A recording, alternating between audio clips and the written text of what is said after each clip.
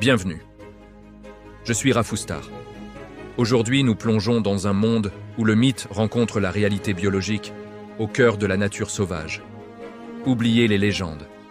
Regardons ces créatures comme des espèces à part entière, luttant pour leur survie dans des environnements aussi extrêmes que mystérieux. Ici, sur les sommets escarpés où l'oxygène se fait rare, règne le griffon.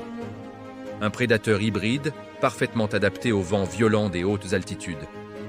Ses plumes d'aigle isolent du froid, tandis que son corps de lion lui confère une puissance terrestre inégalée pour protéger son nid exposé aux éléments. Plus bas, dans le silence des forêts boréales, la licorne se déplace comme une ombre. C'est une créature de discrétion, de grâce et de pureté.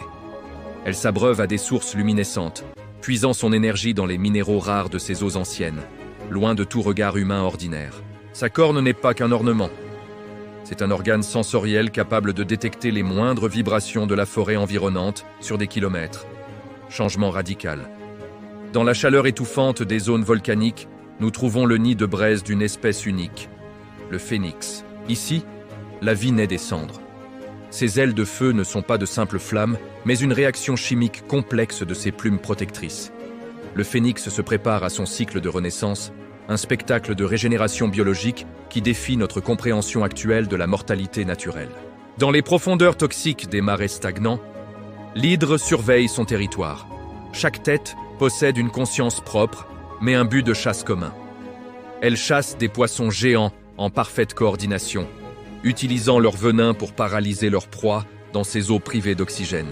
Cette créature est le sommet de la chaîne alimentaire de cet écosystème hostile, une merveille d'évolution multicéphale, parfaitement adaptée à son milieu. Enfin, nous rejoignons les sables brûlants du désert. Le sphinx, gardien des ruines, observe l'horizon avec une patience sculptée par les millénaires. À l'heure dorée, ses ailes de pierre captent la lumière, témoignant d'une sagesse qui semble imprégnée dans le paysage aride lui-même.